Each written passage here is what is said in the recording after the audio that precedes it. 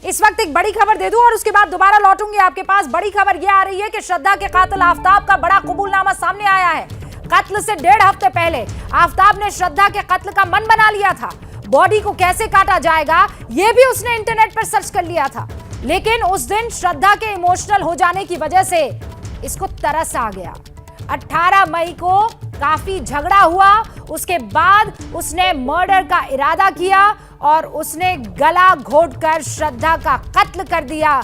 यहां भी इस हैवान का, इस शैतान का जब मन नहीं भरा तो बॉडी को डिस्पोज कैसे किया जाए, इस शैतान ने 35 टुकड़े किए श्रद्धा के और फिर 6 महीने तक लगातार 2-2 टुकड़े जंगल में जाकर फेंकता रहा।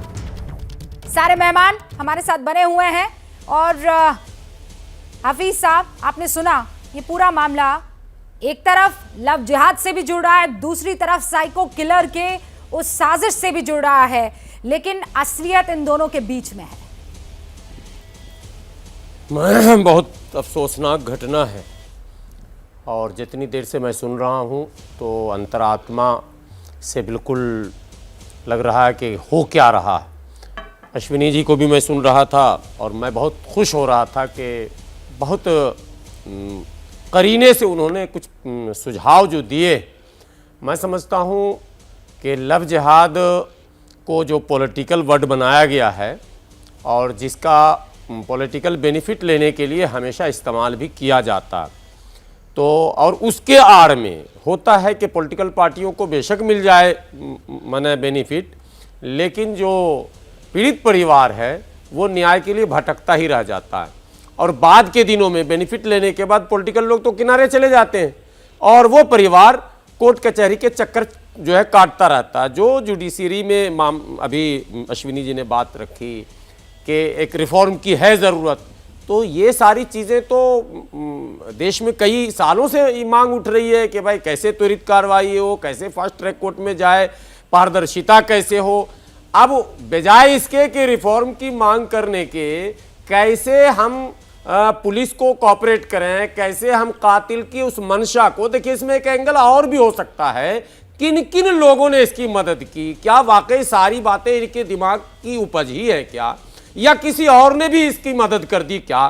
जो ये इतना लंबा पीरियड दिखाया जा रहा, इस बीच क्या क्या हो, तो पुलिस को मतलब दिल्ली पुलिस का बड़ा नाम है इस मामले में। तो अरे सरवर साहब, यही बात तो अश्विनी उपाध्याय भी कह रहे हैं कि किन किन लोगों ने मदद की वो ट्रैक कर दीजिए। होना चाहिए बिल्कुल। आप कान यूं पकड़ रहे हैं, वो कान यूं पकड़ रहे, बात तो एक ही है ना सर। ये जरूरी है और जो बात नहीं, मैं अश्विनी जी का समर्थन कर रहा हूँ। हाँ, तो अश्विनी जी ने जिस जिस एंगल की ओर इशारा किया, मैं समझता हूं दिल्ली पुलिस को उन तमाम पहलुओं को जो है देखना है कि आखिर ये लड़का जो आफताब नाम का जानवर है, ये आया मुंबई से दिल्ली, इसके आय का स्रोत क्या था, एक्सपेंस कितना था, किस तरह के मकान में रहता था, ये सारी चीजें भी होनी चाहिए। प्लस इसके संबंध किन किन से हुए इतने दिनों में, हाँ। इसकी भी पूरी जांच होनी चाहिए ताकि पूरा वो एंगल खंगल कर सामने। लेकिन हाँ। अंतिम बड़ी बात ये कि सब कुछ तो हो जाएगा, हाथ जोड़कर एक विनती जरूर है जो आपने भी किया अभी राम कदम जी से, आप यही कह रही थी, मैं आपका मैंने आभार प्रकट करता हूं और एबीपी को बधाई देता हूं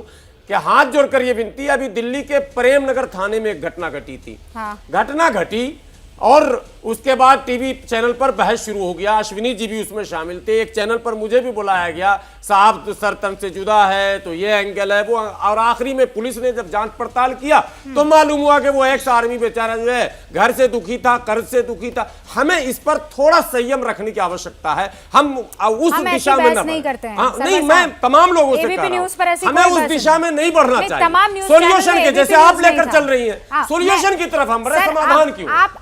आपने किसी भी एक शख्स को देखा यहाँ पर, चाहे वो अश्विनी उपाध्याय हो, चाहे वो राम कदम हो, चाहे वो अतीकुर रहमान हो, चाहे यहाँ राव साहब हो, और अभी सुजाता पांडे भी इस बहस में जुड़ने वाली है, किसी ने ये कहा हो कि नहीं जो हम कह रहे हैं या जो वो पॉलिटिकल पार्टी या दूसरे हिंदू संगठन कह रहे हैं वो सच है।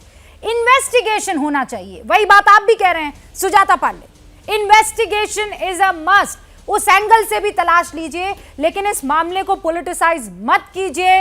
लव जिहाद जो करते हैं उनको आप जहन्नुम तक लेकर जाइए, उनको जितना आप जलील कर सकते हैं करिए, पर इस एंगल को पॉलिटिसाइज करना मतलब इस हैवान को बचाना है। जी बिल्कुल, मैं आपके बात से बिल्कुल सहमत हूँ रुबिका जी। लेकिन ये बात तो सच है ना, आपने अभी नाम लिया, आपने शायद आफ्ताब का यहाँ पे 10-15 बार नाम लिया होगा, पर एक ऐसी लॉबी है ना रुबिका जी, क्या आप उसको नकार सकते हैं, जो आफ्ताब को सिर्फ एक मुंबई फूड ब्लॉगर बता रही है, सिर्फ एक यंग मैन बता रही है, जिसने एक अलेजेडली यंग वुमेन का कत्ल कर दिया, 35 पीसेस में रख दिया, फ्रीजर में रखा, वहीं पे खाना खाता रहा, दूसरी लड़कियों को भी लाके वहां अय्याशी करता रहा, और 6 महीने तक उसी आराम से उसी तरह रहा जैसे एक नॉर्मल इंसान रहता है। 2 बजे रात को कुत्तों को खिलाता रहा उसकी लाश को। तो क्या ये भी बात एक नहीं है कि क्या हम उस लॉबी को भी क्वेश्चन नहीं करेंगे? क्यों नहीं करेंगे सुजाता जी? क्यों जब एक निशंस हत्या में आप बेधड़क कीजिएगा, आप उस लॉबी को बेधड़क आप एक्सपोज कीजिए, मैं आपके साथ हूं, and I will give you uninterrupted time for that.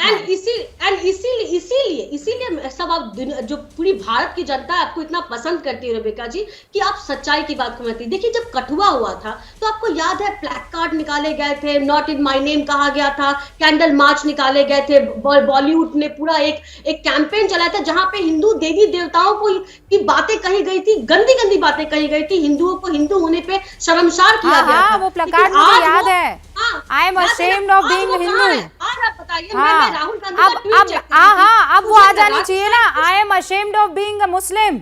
कौन लोग बोलेंगे ये? No, we should be ashamed of society. Yes, इसको जो ये हिंदू मुसलमान करते हैं, उन लोगों को आज सीधा एबीपी न्यूज के इस कार्यक्रम से सीधे तौर पर आज ये मैसेज मिल जाना चाहिए। इस वक्त एक बड़ी खबर आ रही है। सुजाता जी, 1 सेकंड रोक रही हूँ। जैसे ही घड़ी का काटा दोपहर 2:30 पे आए, बबीता जी का दिल सास बहू साजिश के लिए मचल जाए। और ये है इनकी बहू, पूरे दिन ऑफिस की टेंशन हो जाए गॉन जब ये करें अपना फेवरेट शो फ्री टाइम पे ऑन। इनकी तरह आप भी देखिए अपना फेवरेट शो अपने टाइम पर, और डाउनलोड कीजिए एबीपी लाइव ऐप अपने स्मार्ट टीवी पर।